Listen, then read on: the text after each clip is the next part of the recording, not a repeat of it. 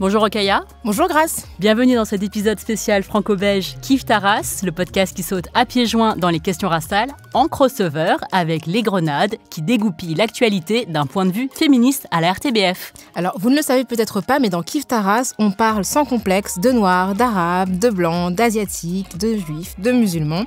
Et aujourd'hui, dans Kiffe ta race, nous invitons à l'édition 2021 du Bruxelles Podcast Festival, une initiative collective portée par des passionnés de podcasts ainsi que des professionnels du secteur culturel. Alors, dans cet épisode de Kiffe ta race, on va faire des allers-retours entre la France et la Belgique. On va parler de féminisme au pluriel, d'antiracisme au pluriel, des médias.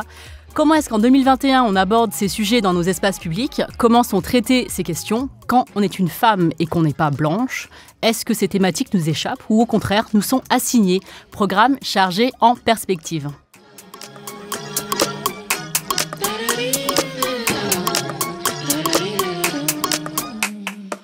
Et pour nous envoyer la balle du côté belge, nous avons deux invités, Safia Kessas et Cécile Njunga. Salut. Bonjour. Salut. Bienvenue parmi nous, pour avec l'invitation. nous. Vous allez partager avec nous vos expertises respectives sur ces questions.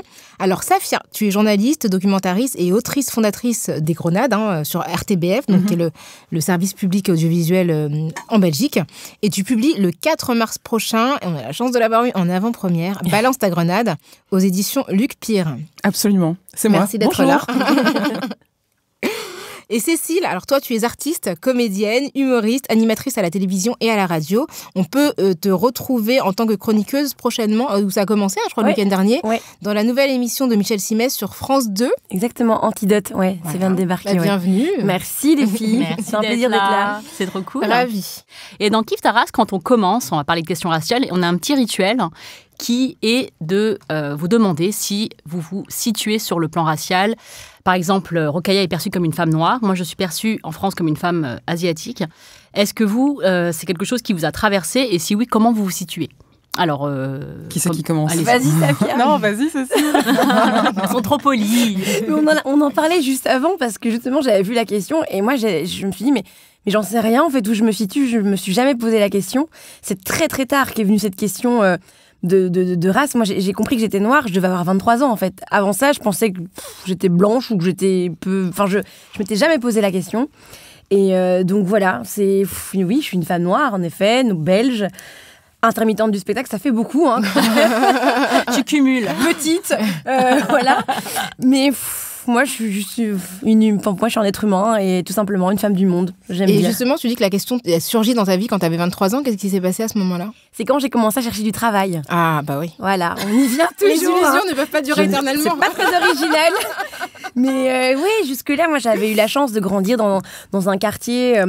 assez... il y avait vraiment une vraie mixité, voire un quartier quand même relativement aisé. Mes parents, première vague d'immigration, ils sont arrivés, ils ont tout fait pour qu'on soit bien et pour qu'on parle bien français, pour qu'on soit assimilés. Il n'y avait pas cette histoire de race, de racisme. Et c'est quand j'ai commencé à chercher du travail en tant que comédienne et qu'on me collait sur des rôles de noirs. Et moi, j'ai débarqué, quoi. J'avais 23 ans et je comprenais pas pourquoi je devais faire des accents tout le temps.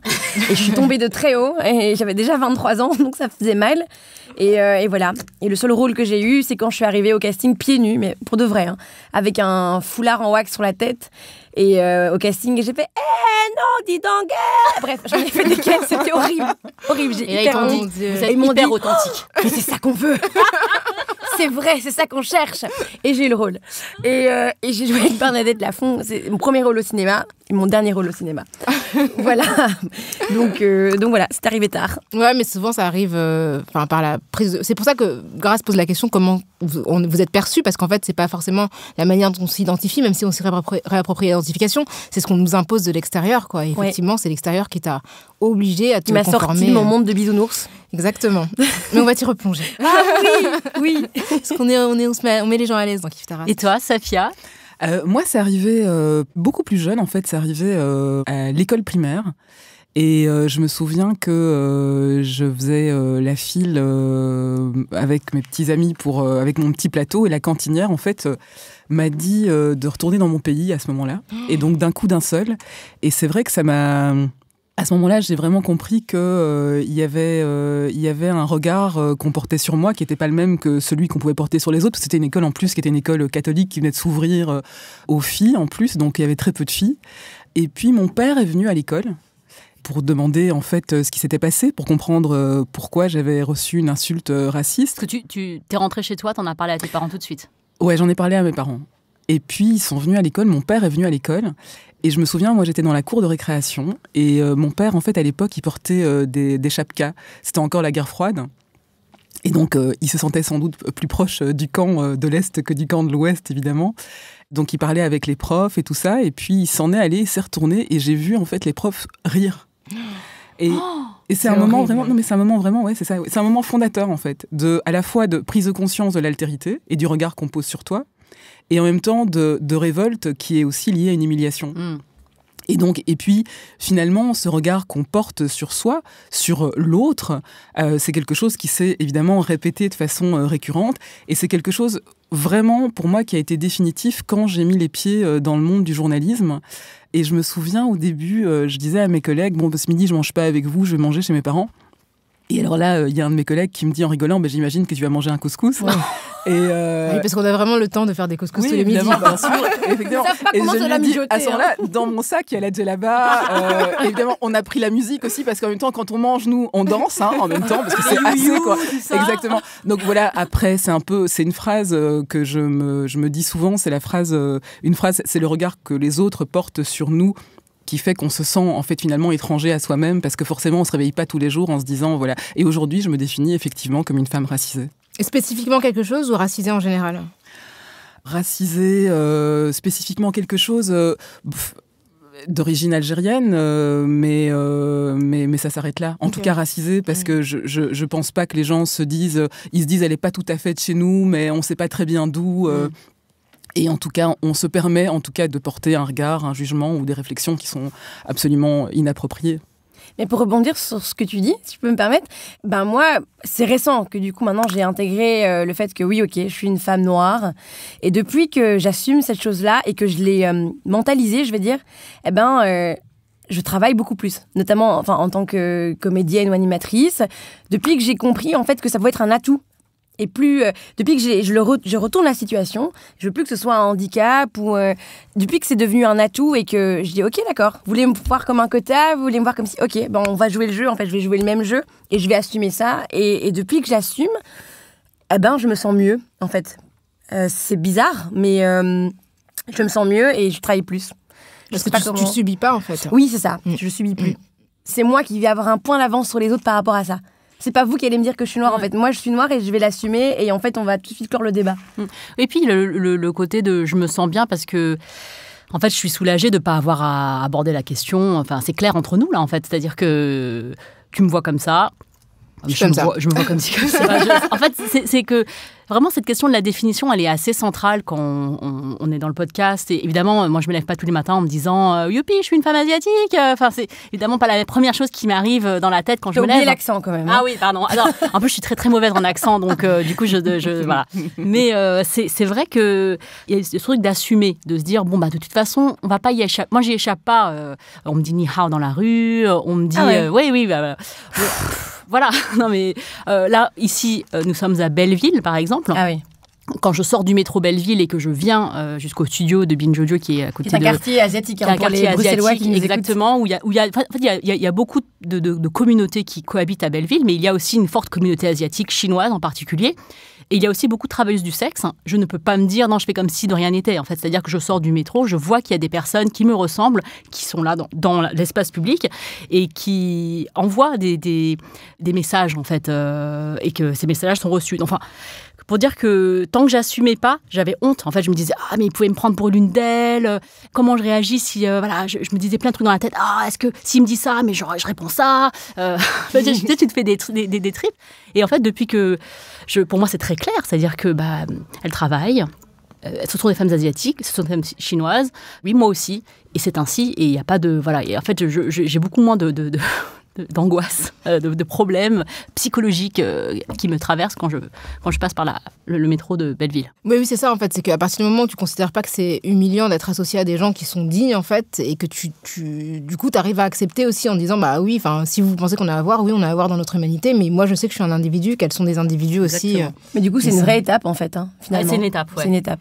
Alors toi, Cécile, justement, tu parlais de ta carrière, tu es vraiment illustrée jusque par-delà la frontière en 2018 en passant un coup de gueule suite à des insultes racistes qui te sont parvenues sur ton lieu de travail. Tu étais à l'époque animatrice météo et tu t'es exprimée par une vidéo qui est devenue virale, qu'on va écouter. Salut tout le monde, alors si vous voulez rire, j'en ai une bonne pour vous aujourd'hui.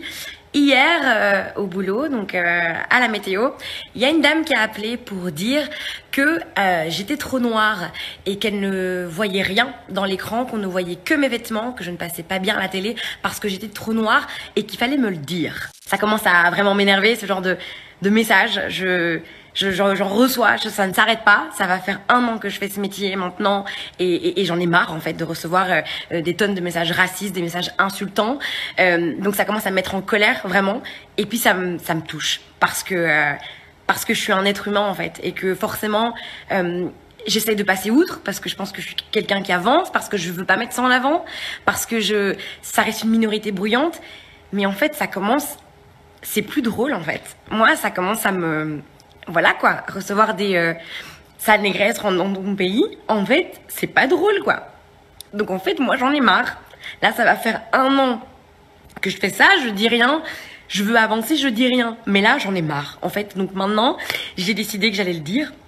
Parce qu'il y a trop de gens qui pensent que le racisme en Belgique n'existe pas. C'est pas vrai. Des gens racistes, des misogynes, la discrimination, tout ça, ça doit s'arrêter.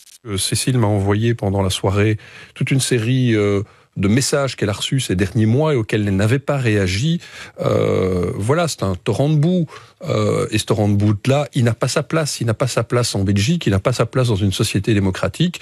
Et nous allons faire respecter la loi et envisager dès aujourd'hui toute action pour poursuivre ces personnes. Il n'y a pas d'impunité au racisme. Et quant à la RTBF, elle va continuer, ça nous stimule dans notre politique visant à exprimer la diversité de notre société dans tous ses aspects et dans toutes ses facettes. Donc c'était le président de la RTBF qui t'a soutenu. Ouais, Jean-Paul Philippot, ouais. Voilà, tout à fait. Et donc il y a des dizaines de plaintes qui ont été classées sans suite. Et là, on est vraiment à la veille d'une date importante puisqu'il y a un procès qui se tiendra le 9 mars. Ouais, dans quelques jours. Est-ce que tu peux nous parler des difficultés que tu as rencontrées pour faire reconnaître et condamner le racisme au niveau judiciaire? Et comment, justement, tu as appréhendé, enfin, tu as fait cette vidéo-là, dans quel état d'esprit tu étais, comment tu as gardé le silence pendant aussi longtemps? Et finalement, est-ce que tu as juste, à ce moment-là, réalisé ce que c'était d'être une femme noire dans l'espace télévisuel belge? Alors cette vidéo, c'est toujours, je suis assez émue de les réécouter à chaque fois. Je ne l'ai jamais réécoutée en entier. C'est vraiment un truc que j'ai fait de manière tellement spontanée que j'ai pas calculé. J'ai posé ça là et ça a eu tellement des répercussions rapides, internationales, que ça m'a dépassée moi-même. Donc là, je suis un peu émue, mais à la base, j'ai fait cette vidéo tout simplement parce que voilà, je m'étais fait insulter sur mon lieu de travail. C'était la énième insulte et ça a été la goutte d'eau qui a fait déborder le vase. Et j'ai tout simplement craqué. Pourquoi j'ai gardé le silence si longtemps? C'est parce que je me disais que... malheureusement, je me disais que j'avais déjà de la chance d'être là. J'avais déjà la chance d'avoir un travail, de travailler à la télévision, et que j'avais fermé ma bouche et que j'avais un petit peu longé les murs pendant tout ce temps-là parce que j'avais peur pour ma place. J'avais peur, je me suis dit que j'allais pas me plaindre, que les gens n'allaient pas me comprendre. Et d'ailleurs, un exemple, quand j'ai posté cette vidéo, j'ai tout de suite eu très peur. Je me suis dit, oh là là, j'ai vu mon patron qui m'a appelé, Jean-Paul Philippot, sur mon téléphone. Et je me suis dit, je vais me faire virer. Oh, c'est horrible. C'est terrible. Je vais me faire virer. Non seulement t'es une victime, mais en plus tu vas double peine. C'est ma première action. Je rentrais de la météo, j'étais dans ma voiture, je vois son nom sur mon téléphone. Et comme j'avais enregistré ça dans les locaux de la RTBF, sur le fond vert, je me suis dit, il va me virer, il va me dire, mais de quoi tu viens de plaindre? C'est bon, enfin, rentre dans ton pays. Enfin, je sais pas. Non, mais d'ailleurs, la raison, enfin, je sais pas, mais j'imaginais tout et n'importe quoi. Et il m'a appelé et tout de suite, il m'a apaisé. Et tout de suite, c'est vrai que le contact, le rapport employé-employeur, qui d'habitude est très formel, et ben là, il était plein d'empathie et il m'a écouté et tout de suite, il a réagi. Et ça aussi, il faut avoir du soutien, ça change tout. Et ce qui a été dur dans un premier temps, c'est les preuves en fait. C'est que moi, je voulais pas voir ça. Donc j'avais pas pris des print screens de tous ces messages-là, j'avais pas gardé les preuves. Donc quand t'as pas de preuves, va défendre, oui, un tel m'a insulté, t'as pas de print screen. Et puis même en ayant des print screens, il y a des gens qui changent de compte Facebook, Instagram, on les retrouve plus par la suite. Donc déjà, il faut bien garder ses preuves, bien garder les liens, parce que ça peut disparaître. Et puis après, il a fallu prouver tout ça, il faut porter plainte, il faut aller à la police, il faut payer un avocat. C'est douloureux, quoi, c'est pénible. Ouais, moi j'ai eu la chance d'être soutenue par la RTBF, service public, qui a pris en charge les frais judiciaires, et il faut quand même le dire, j'ai eu une assistance psychologique parce que j'ai vraiment pété les plombs en fait, parce que il y avait ça, puis derrière il y a des gens qui t'insultent encore pire, parce que du coup ça a remué en fait un peu tout ça, donc j'ai vraiment eu un encadrement que beaucoup de gens n'ont pas.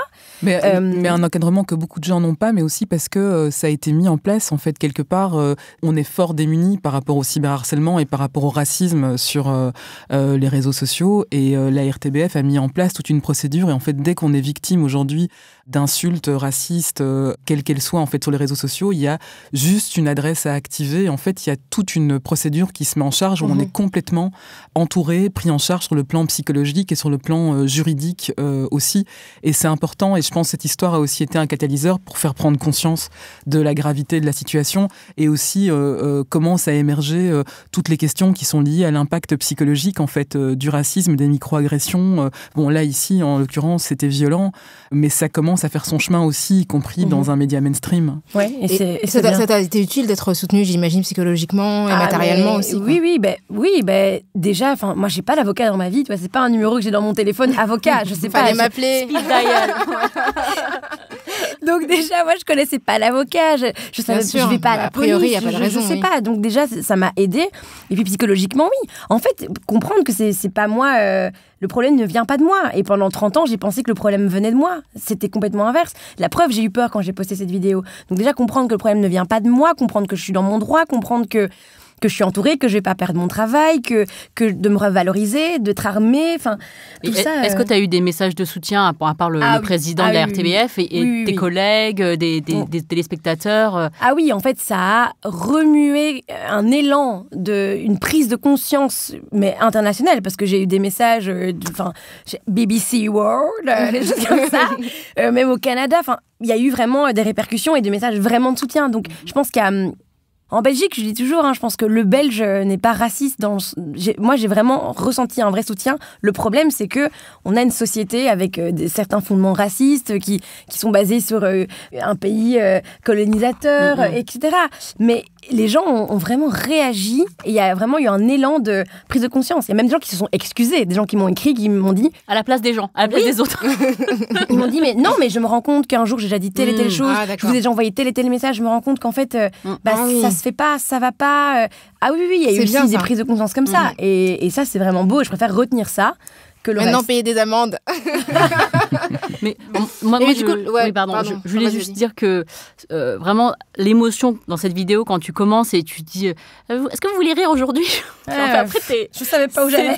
C'est terrible. Après t'es vraiment démuni, et même là quand tu dis que la première réaction quand t'es victime de racisme, c'est de penser que c'est de ta faute. C'est quand même la société qui nous a éduqués, quand on est face au racisme, de penser que ça vient de nous.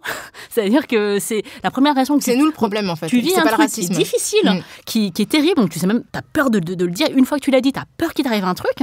Tout ça, c'est internalisé. Et cet exemple de ce que tu as vécu et comment ça a fait bouger les choses et que ça a mis en place un protocole, quelque chose de plus grand que toi, ça montre que c'est une réaction saine à comment on doit traiter le racisme dans notre société, comment on doit traiter les insultes, les violences, les microagressions. Tu parles de la société, c'est sûr, mais il y a l'éducation aussi, je pense, parce que moi, je me suis rendu compte très tard que mes parents, alors je les aime très fort, et je pense qu'ils m'ont très bien éduquée, mais inconsciemment, ils nous ont éduqués en nous disant on fait pas de vagues, on n'est pas chez nous, on longe les murs. On est fiers à l'intérieur, mais à l'extérieur, il faut pas trop ouvrir sa bouche. Moi, mes parents m'ont éduquée comme ça, ce qui fait que c'est pour ça que j'ai jamais rien dit. Et eux n'avaient pas la possibilité, l'arsenal judiciaire de s'exprimer, de faire entendre leurs droits à l'époque. On est dans les années 70 quand ils sont arrivés. Et mes parents m'ont éduquée comme ça, et c'est pour ça que je disais rien quand on me maquillait pas avec un maquillage approprié, quand j'avais des remarques déplacées. J'étais grise comme Rokhaya. Ah, mais c'est ça, mais parce que mais pendant des années, ça a été ça, et je ne disais rien, j'étais sur ma chaise. l'aise, je me faisais maquiller, je me disais non, c'est toi le problème, t'es déjà contente d'être là, tu fermes ta bouche, tu sors ton petit blush de ta petite trousse. C'était ça, tu t'écrases, mais parce qu'on m'a éduquée comme ça, parce que mes parents n'avaient pas d'autre choix. Et on parle souvent de la supériorité blanche.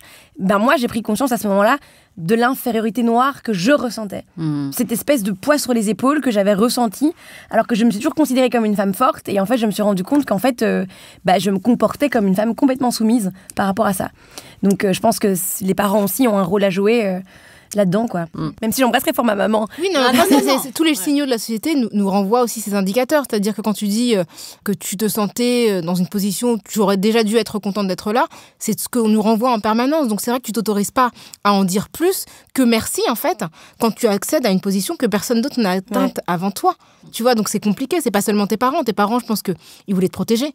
Oui. Parce qu'ils savaient très bien que tu allais prendre des coups si tu prenais la parole. Donc ils se disent, effectivement, on va minorer le risque. Et c'est ça aussi, tu vois. Et là, vraiment, tu touches du doigt, Cécile, vraiment tout ce qui est au niveau de la représentation, des métiers, des vocations. Et je pense qu'il y a quelque chose de plus grand.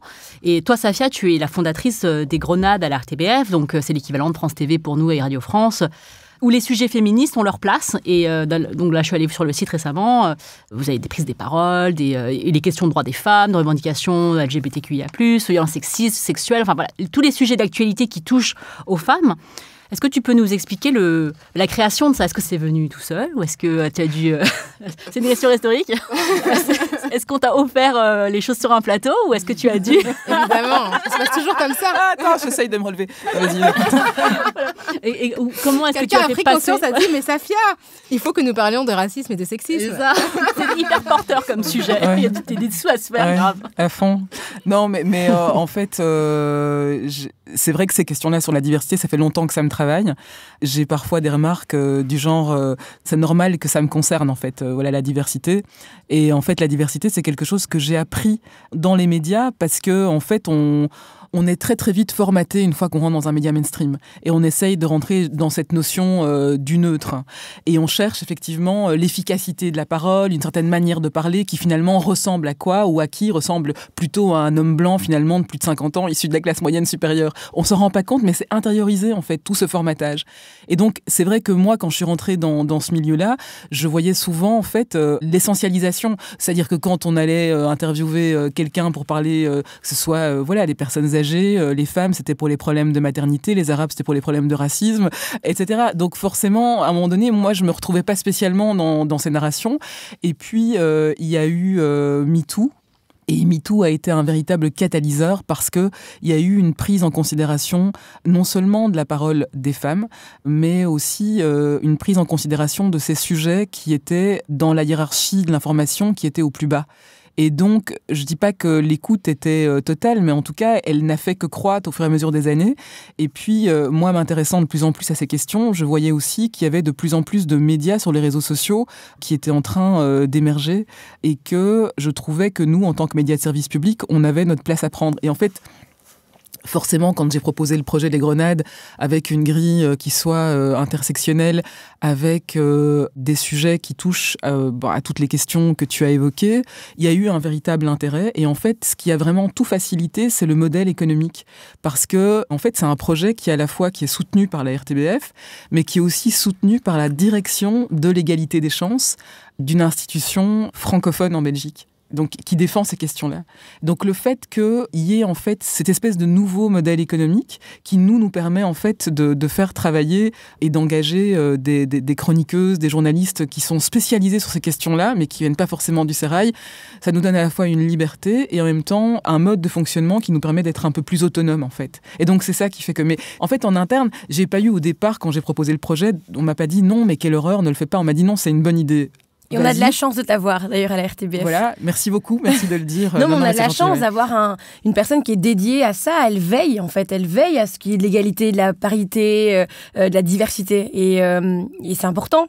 Et quand je suis pas contente, je viens chez toi. Absolument. Et après, on essaye d'avancer ensemble et de dire, tiens, comment est-ce qu'on pourrait faire aussi pour avancer ensemble? Et c'est ça qui est important aussi, c'est de se solidariser, puis de trouver une manière de s'exprimer aussi. Parce qu'en fait, pour moi, le plus important aujourd'hui, c'est que un média comme celui-là ou un projet d'information comme celui-là, le plus important aussi, c'est de réussir à parler à une audience qui est pas forcément convaincue et de trouver les leviers aussi pour le faire. Parce que finalement, sinon, on se retrouve dans une bulle. Après, dire que tout est rose, pas toujours, parce qu'on a parfois des gros débats avec des journalistes, d'autres journalistes qui se disent qu'on est parfois peut-être trop partisane, alors que forcément, eux, ils sont à fond dans l'objectivité et la neutralité. Forcément. Ils sont au-dessus de tout soupçon, considération. Exactement, voilà, ils savent comment cadrer tout ça, et nous, on est que des femmes et tout ça, donc on sait pas trop.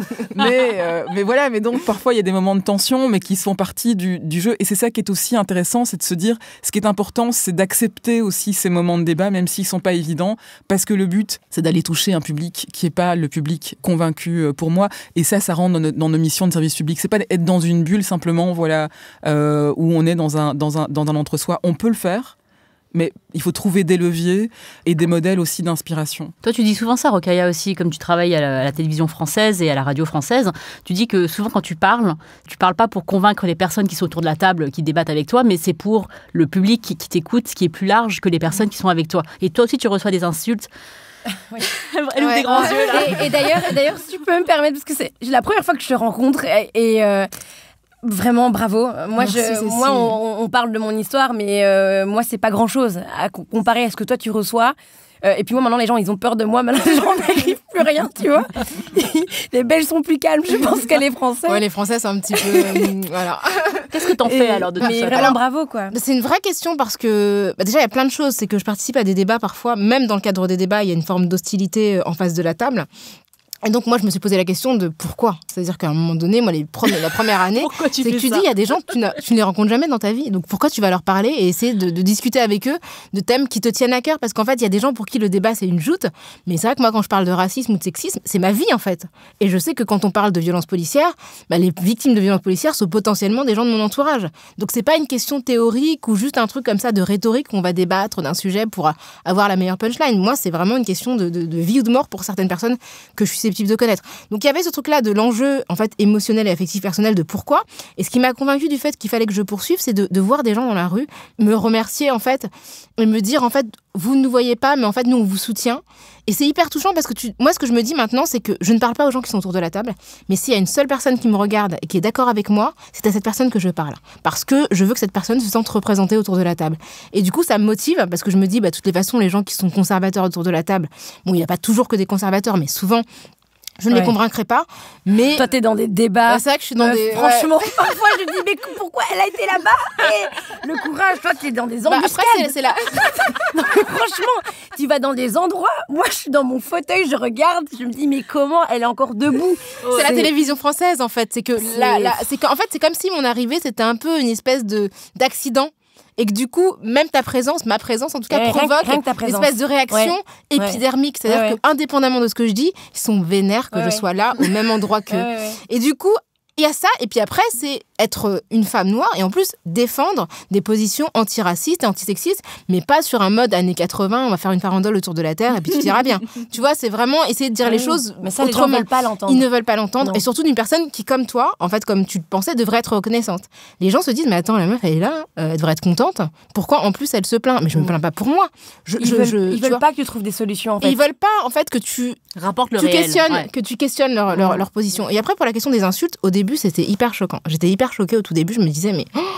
Et en fait, ce que j'ai commencé à faire, c'est que la première menace de viol, j'ai porté plainte. Ouais, menace de viol, ouais. J'ai porté plainte. Enfin, celle que j'ai vue, j'imagine qu'il y en a que j'ai pas vu, mais j'ai vu des trucs de fou. C'était l'année dernière, j'ai vu un forum de gens qui débattaient de comment ils me tueraient. Et donc, t'avais plein de gens.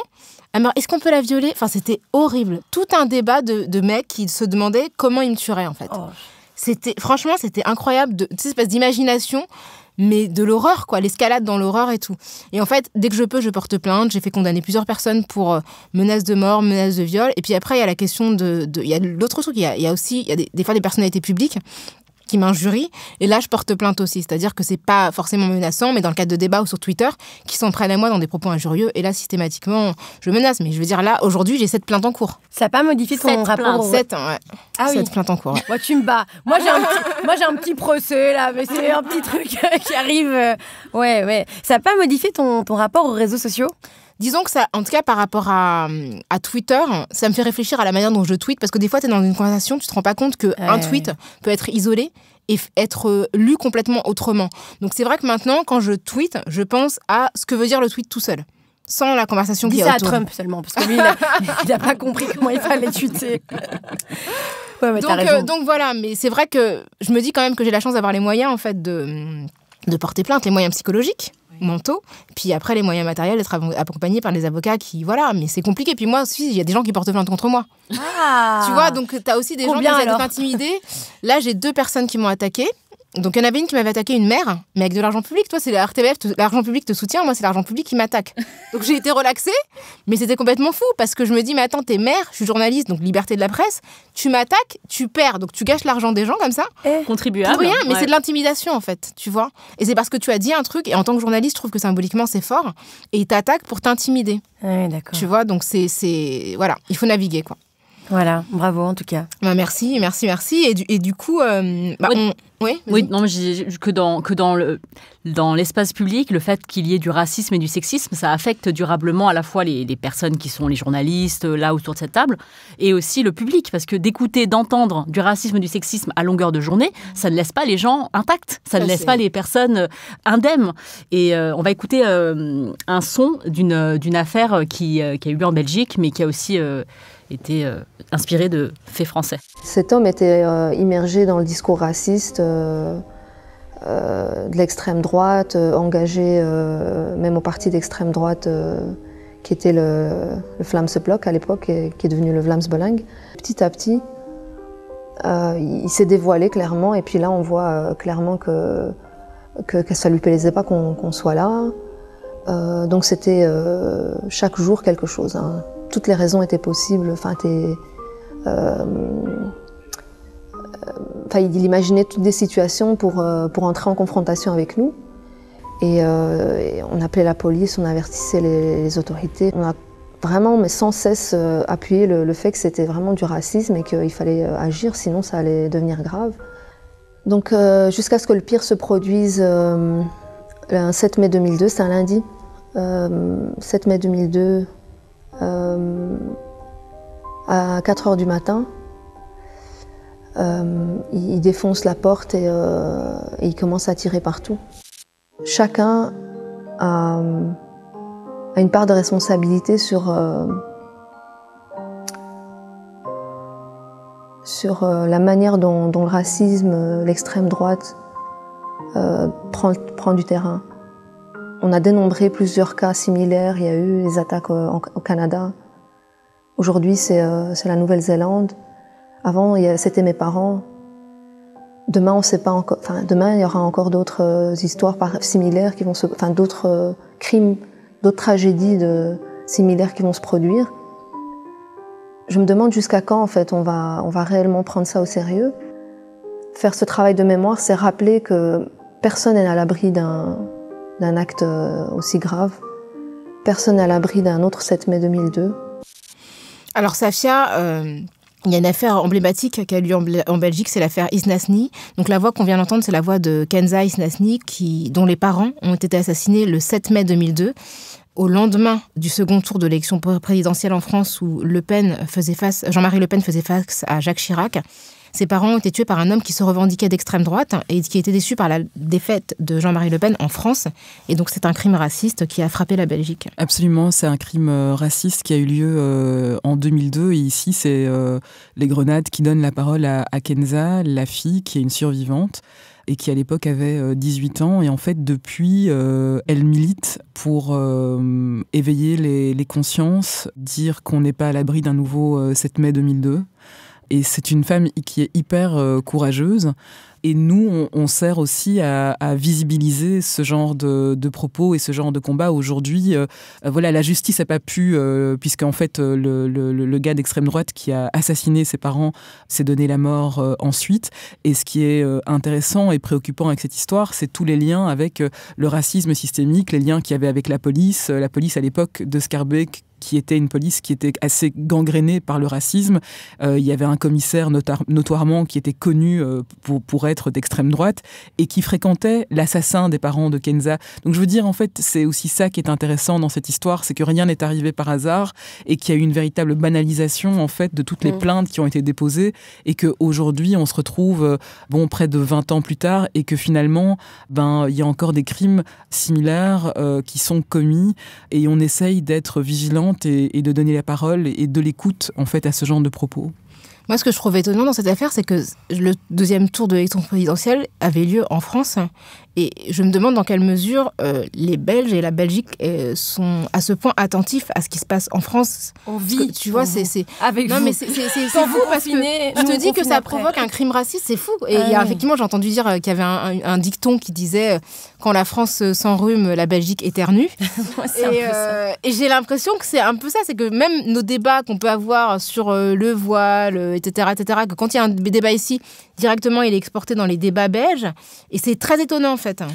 Un peu quand même, mais ici, il y a d'autres éléments qui ont influé sur le comportement de cet assassin. Il y avait effectivement les attaques de 2001 qui ont aussi été un catalyseur. Le 11 septembre, en fait. Ouais, tout aux à fait. États-Unis. Ouais. Donc ça aussi, ça avait été un catalyseur pour lui. Ça avait été déjà à ce moment-là, ça l'avait complètement rendu dingue. Et il espérait effectivement que quelque chose allait changer en France. Forcément aussi, je pense qu'aujourd'hui, c'était pas le cas à l'époque, mais aujourd'hui, avec les réseaux sociaux, il y a plus vraiment de frontières en fait. Donc où qu'on soit, ça peut être Trump, ça peut être les débats français, effectivement. Donc on voit bien que ces influences-là sont beaucoup plus fortes qu'auparavant. Voilà, mais donc moi je suis plus dubitative sur le fait que tout ce qui se passe en France influe complètement sur la Belgique. Voilà, ce dont je me souviens maintenant avec Le Pen, c'est que je crois qu'il était venu rendre visite justement à ce fameux commissaire de police à Schaerbeek. Donc c'est possible qu'il y avait des liens qui étaient plus forts et on avait eu une visite effectivement de Jean-Marie Le Pen en Belgique. Donc c'est une bonne question, en effet. Moi, personnellement, en tant que personne asiatique, je me suis bien rendu compte depuis 1 an que des événements qui avaient lieu à Wuhan, dans une province dans laquelle je n'ai jamais mis les pieds en Chine, elle a affecté durablement des personnes qui vivent ici et qui ne connaissent pas du tout ce pays. Le racisme anti-asiatique, il y a un hashtag qui s'appelle Stop Asian Hate qui est en cours aux États-Unis parce qu'il y a des violences qui ciblent des personnes âgées asiatiques dans la rue, qui reçoivent des coups, qui sont mis à terre. Et je me suis dit, mais ça veut dire que non seulement l'épidémie circule, donc ça c'est un fait, et on ne peut pas, voilà, c'est un virus, mais le racisme, la haine circule aussi de la même manière à travers les frontières. Et donc moi qui suis française et qui vis en France depuis toute ma vie pratiquement, dès que ça fluctue en Chine, je peux me prendre un battement d'aile ici, quoi. Donc c'est à quel point c'est connecté tout ça. Ouais. D'ailleurs, les chiffres disaient que les crimes racistes à l'égard des Asiatiques aux États-Unis ont grimpé à New York de 1900% en 2020 à cause de l'épidémie. Donc ça montre vraiment l'impact de la perception des personnes d'origine asiatique du simple fait de ce virus qui est né à Wuhan en 1900%. Non mais c'est vertigineux en fait. C'est vraiment... On va écouter un autre son des grenades. Moi je suis de la Guinée. Ce pays, c'est un pays qui brûle aujourd'hui. C'est un pays instable. Si on vient dans ces pays-là, on vient pour la sécurité. On nous a dit qu'ici, il y a le droit de l'homme. Chez nous, dans nos pays, les droits de l'homme ne sont pas respectés. Et ici, on se confronte à une autre violence qui est institutionnelle. Il y a des patrons véreux qui t'exploitent. Il y a des personnes qui te violentent. Il y a des femmes sans papier aujourd'hui qui sont dans les colocations, qui sont exploitées sexuellement. Les femmes sans papier subissent toutes sortes de violences. Elles n'ont même pas le droit d'aller se plaindre. Alors c'était Bintou Touré qui a été interviewée par Les Grenades, qui est porte-parole de la voix des sans-papiers. Et donc elle parle des droits humains, à la fois les violations des droits humains qui ont lieu dans des pays d'où elle est originaire, donc la Guinée, et il y a aussi la violation des droits humains qui se passe sous notre nez, là où nous vivons, et qui, donc ce sont deux formes, enfin c'est différent, donc il y a des choses très graves qui arrivent dans les deux cas, et c'est la perception en fait de ces violations qui est traitée différemment dans nos médias, et la manière dont le féminisme s'exprime s'expriment à l'encontre des violences qui touchent les femmes sexistes et sexuelles, par exemple en Guinée, et celles qui touchent les femmes ici sur nos territoires, qui peuvent être de l'ordre aussi de violences sexistes et sexuelles, mais différemment. Ça, ce traitement-là, comment est-ce qu'aux Grenades, vous l'abordez? Mais je pense que tu as tout résumé, c'est-à-dire que nous, ce qu'on essaye de faire, c'est de visibiliser l'invisible. C'est que ces femmes-là, qui sont des femmes qui sont sans papier, elles sont vraiment au bout de la chaîne en fait de la visibilisation et de la représentation.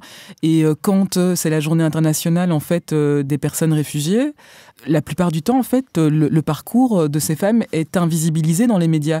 Donc nous, on va toujours mettre une grille genre pour permettre l'expression de ces voix qui sont vraiment en bout de course. Et c'est vrai que c'est en plus rare d'avoir une femme sans papier qui va prendre la parole. Et puis je trouve aussi que la manière de lui donner la parole dans toute sa dignité, parce qu'en fait, il y a d'autres aspects dans la vidéo où Bintou s'occupe aussi de tous les problèmes, de toute la gestion en fait de cette habitation, de cette occupation qui est une occupation illégale mais qui est tolérée par l'arrondissement chez nous. Et donc, c'est ce qu'on essaye de faire, c'est de donner de la voix aux invisibles et de garder toujours cette grille de lecture en tête quand on appréhende une problématique, et quelle qu'elle soit en fait. Alors, je dis pas toujours qu'on réussit à le faire, mais vous essayez au moins? On essaye de le faire. Et alors, la chouette nouvelle qu'il y a eu entre-temps, c'est que Bintou a eu ses papiers. Donc, elle est passée... voilà, elle peut maintenant se soigner, elle peut vivre une vie un peu plus décente.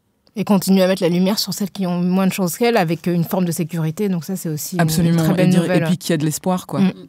Et est-ce que tu rencontres des problèmes, Safia, par rapport aux Grenades, avec l'utilisation du mot intersectionnalité? Parce que nous, en France, on a parfois des réactions médiatiques assez virulentes contre l'importation, soi-disant, de théories états-uniennes, américaines sur l'intersectionnalité. C'est le racisme qui serait inhérent aux États-Unis, mais qu'on ne connaîtrait pas en France. Est-ce que c'est quelque chose qu'aux Grenades, vous avez été confronté à ça? Très peu, en fait.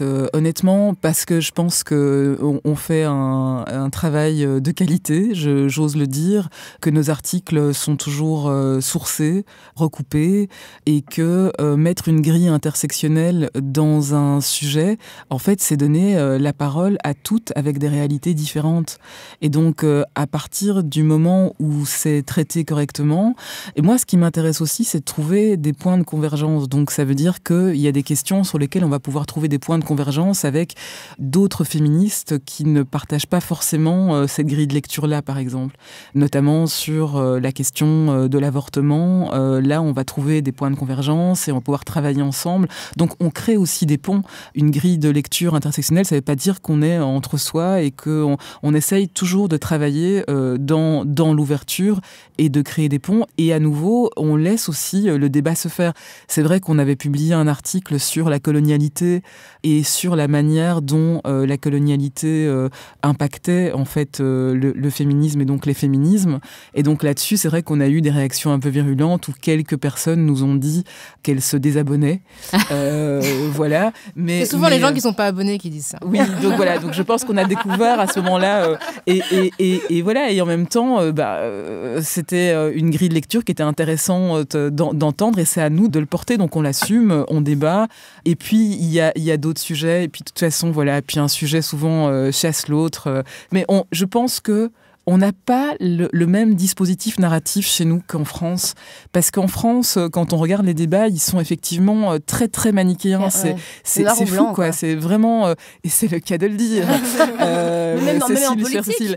Oui, non, mais voilà, mais c'est vraiment... On voit bien, dans le dispositif, c'est vraiment avoir une contradiction. Et je pense qu'à terme, c'est pas bon pour le monde médiatique, parce qu'on a besoin de nuances, on a besoin de profondeur, et encore plus aujourd'hui, quoi. Et c'est vrai que sur les plateaux en France, c'est presque terrifiant. C'est vraiment, on va chercher les profils les plus éloignés possibles, alors qu'on pourrait approfondir des questions, et au sein même d'une question, on pourrait avoir des contradictions. Donc oui, je trouve qu'il y a quelque chose que j'espère que nous n'allons pas vivre, en fait. Après, je pense que c'est aussi culturel. Je pense qu'en France, on a aussi cette culture de l'antagonisme, de la joute qui fait que le café des sports, quoi. C'est ça.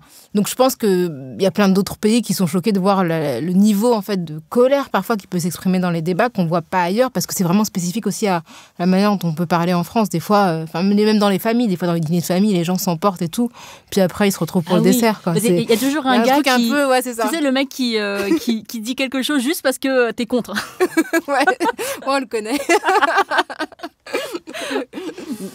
Je voudrais vous poser aussi une question, parce qu'on est dans un festival de podcasts, et c'est une question qu'on me pose souvent quand, d'ailleurs, des apprentis journalistes ou des personnes en formation, qui me demandent si les podcasts, dans le paysage féministe, antiraciste et la lutte contre les discriminations de manière générale, est un format privilégié pour l'expression des personnes minorisées en marge, parce qu'elles n'auraient pas de place dans les médias les plus mainstream, sauf à la RTBF, puisque il y a vraiment une plateforme. C'est important de le dire, parce que je pense que c'est quelque chose qui est assez rare. Et est-ce que vous écoutez des podcasts parce que vous y trouvez une parole qui est spéciale, ouais. Mais je pense que déjà dans les podcasts, il y a quelque chose de très libéré, quoi. Les gens créent leurs podcasts, ils sont libres. Quand on travaille dans les médias, il y a toujours un rédac chef qui va dire « Ouais, non, dis pas ci, dis pas ça, fais pas ci, fais pas ça ». Donc, je pense qu'il y a une vraie liberté de ton, un vrai choix des thèmes qui amène déjà des points intéressants. Et puis ensuite, dans les podcasts, il y a aussi des podcasts consacrés, justement, tu parlais tout à l'heure, à essayer de convaincre les gens qui sont un peu plus sceptiques.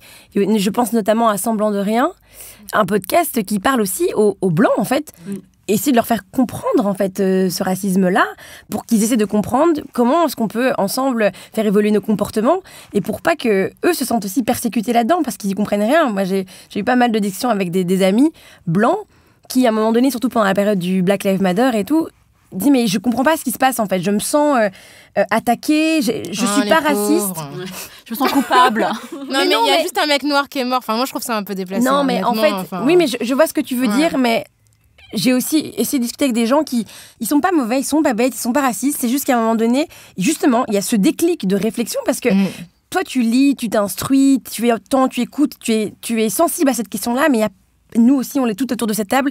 Il y a plein de gens qui sont pas là-dedans et que ça dépasse complètement et qui sont non racistes et qui comprennent aujourd'hui qu'ils doivent être antiracistes et qui peuvent l'être. Et en tant que blancs, ils peuvent prendre part à cette marche-là sans se sentir persécutés. Mais s'ils ont été éduqués dans un climat où le racisme avait sa place, ils y comprennent rien. Et je pense que c'est l'habitude aussi d'être toujours au centre de la discussion. Et tout d'un coup, quand tu n'es plus au centre et qu'on t'interpelle, mais en tant que possible bénéficiaire d'une discrimination, tu te sens attaqué parce qu'en fait, on attaque ta position que tu estimais naturelle. Oui, c'est ça. Donc c'est ça, en fait. Et c'est vraiment cette difficulté-là, tout d'un coup, de se décentrer, quoi. Je pense qu'il y a la démarche. Évidemment, s'ils ne comprennent pas sur la longueur, là, ça c'est de trop. Mais il y a la démarche. La démarche, c'est de comprendre. Et du coup, il y a des podcasts qui servent à ça. Et je pense que c'est important aussi de souligner ces podcasts-là. Moi, je trouve que le podcast, ce qui est intéressant, c'est l'intime et l'universel. C'est-à-dire que c'est un lieu où on peut avoir des expériences et on va comprendre en fait qu'elles sont universelles. On va peut-être se sentir aussi moins seul. On a le droit de partir de l'intimité. Je dis ça, je trouve que c'est vraiment important parce que dans les médias mainstream, quand une femme journaliste va parler par exemple de violences sexuelles ou va parler de sexisme, elle va s'imposer à elle-même de faire comme si ça n'existait pas en fait et que ça ne la concernait pas. Alors que forcément, quand on connaît les chiffres, forcément que statistiquement, ça peut la concerner et qu'il n'y a pas de mal par rapport à ça et que quelque part, ça va la rendre encore plus compétente de pouvoir traiter une question qu'elle connaît.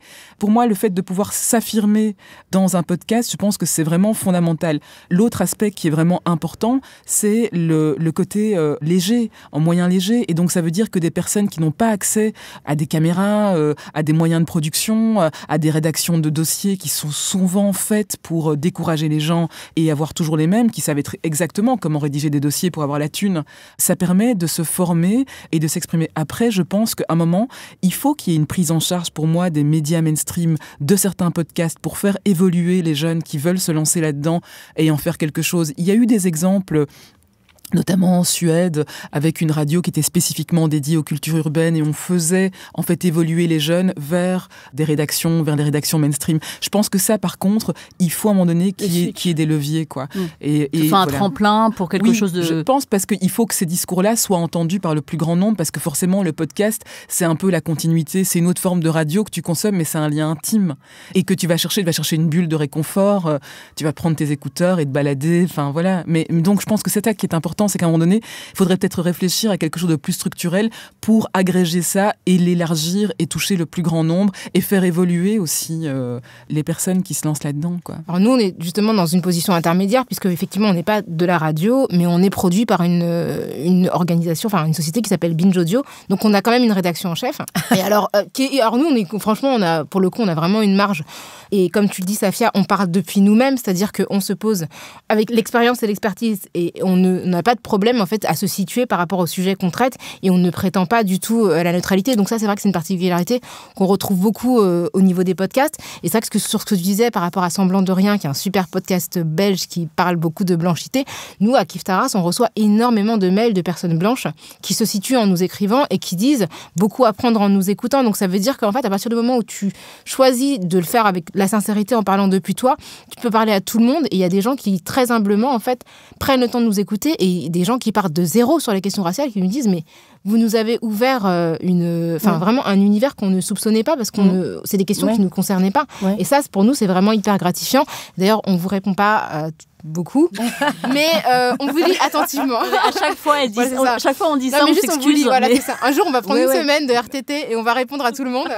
Mais Binge Audio, c'est le modèle, je pense justement que c'est ce modèle alternatif. Absolument. Et on est vraiment là où il faut là, être. On est vraiment produit. Absolument, voilà, bien sûr. On est accompagné, on est produit, mais on est libre en même temps. Exactement.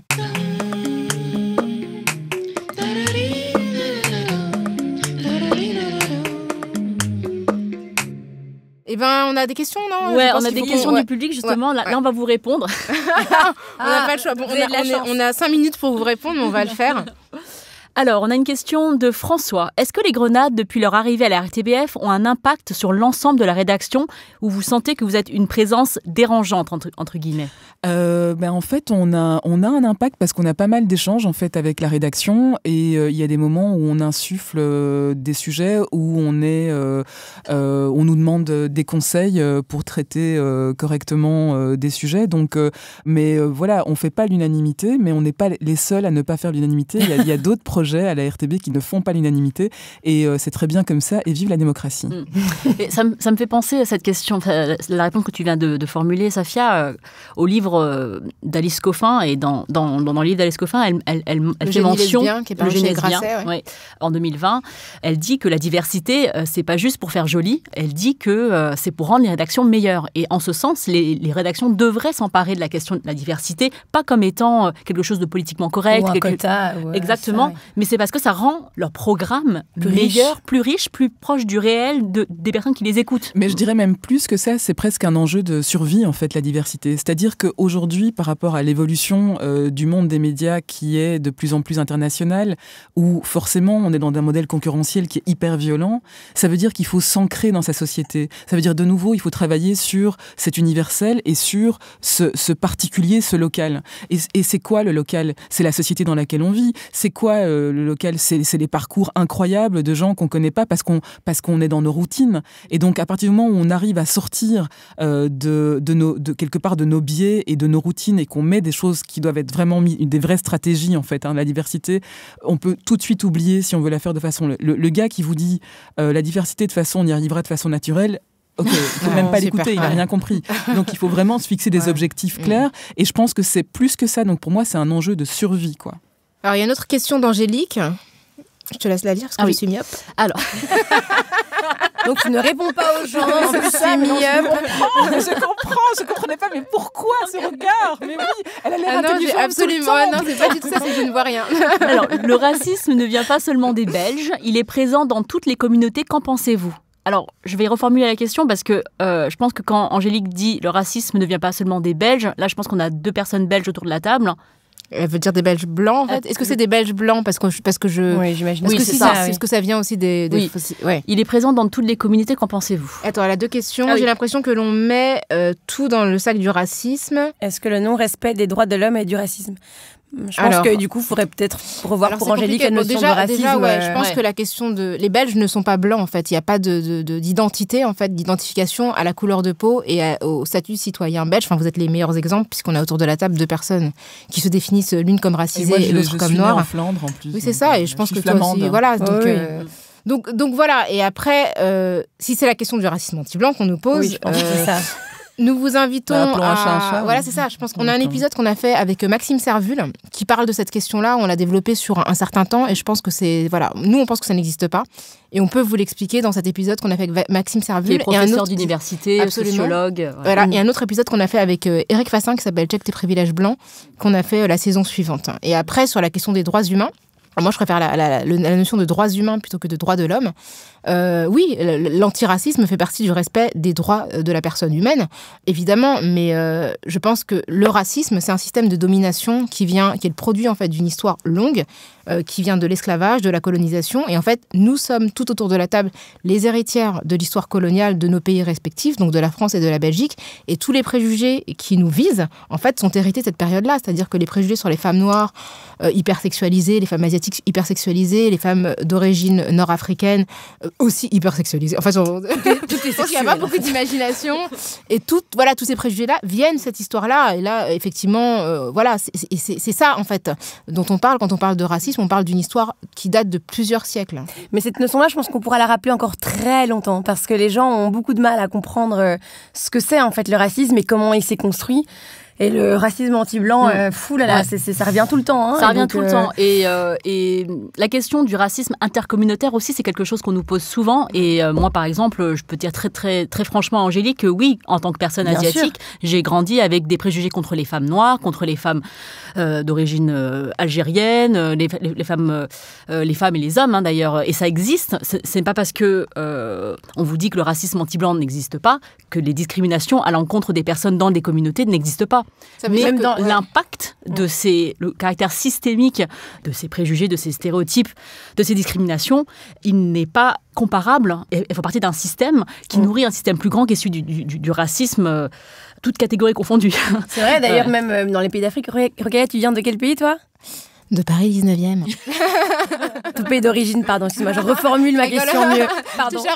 Je suis comme les autres, c'est horrible. Alors moi, je suis pas venue, mes parents viennent du Sénégal et de Gambie. On n'aime pas ça. Moi, je suis du Congo, là. Toi, Ah, d'accord, vous êtes ok. les West Af, Je là. vois. Tu vois, voilà. Vous voyez, Angélique, là, il y a clairement dans cette salle du racisme inter-africain. Ah, mais de ouf. Les Mais West sur la question du racisme anti-blanc, en fait, je pense qu'il faut se poser la question de l'avantage et du bénéfice. Est-ce que c'est un désavantage d'être blanc, où que ce soit dans le monde? Effectivement, on peut, en tant que blanc, recevoir des insultes et des injures, mais c'est une interaction individuelle. Mais le fait d'être blanc ne nous prive pas d'opportunités professionnelles. Je pense qu'il n'y a pas un comédien blanc en Belgique qui se dise « Oh mon Dieu, je suis blanc, ça va complètement affecter la manière dont j'aborde les rôles qu'on va me Je ne présenter. pourrais pas faire d'accent. » Ce fameux accent blanc. l'accent blond. Donc voilà, c'est ça qui est important. Mais voilà, merci pour la question. Mais vraiment, Angélique, on vous invite à écouter les podcasts qui sont consacrés à la question blanche, puisque c'est ce qui semble vous intéresser. Mais encore une fois, nationalité et couleur ne sont pas synonymes. Eh bien, merci beaucoup. Ouais, on est arrivé à la fin de, Déjà, oui, de ça cet allait vite, épisode hein. crossover, Oui. les grenades. Merci beaucoup. Kif Taras pour le Bruxelles Podcast Festival. Merci pour l'accueil, les Français. On nous avait pas dit que vous étiez sympa, hein. On s'attendait pas à ça, mais finalement, Ouais, pour et des moi, je suis Françaises. venue avec du chocolat. Hein, Ah, c'est ceci, pour ça, hein. c'est pour ça, c'est pour ça. Moi, je suis venue les mains vides, c'est ça que tu veux dire. Voilà.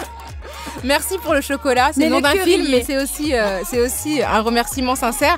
Alors, vous qui nous avez écoutés, qui n'avez pas pu nous poser vos questions en direct, n'hésitez pas à nous faire part de vos opinions sur l'échange que nous venons de mener, que vous soyez français, française, belge ou belge, ça s'accorde très bien au féminin.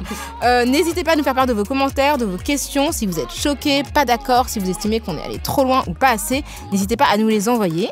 N'hésitez pas aussi à suivre les grenades RTBF et Cécile Djunga. Alors, je crois que tu es sur Twitter, tu es sur Insta. Facebook, Instagram, sur Blablacar. Regardez aussi. Antidote sur France 2.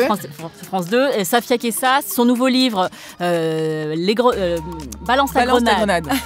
Qui est juste là sous mes yeux, mais pourquoi je la regarde, voilà. Un regard féministe qui dégoupille la société.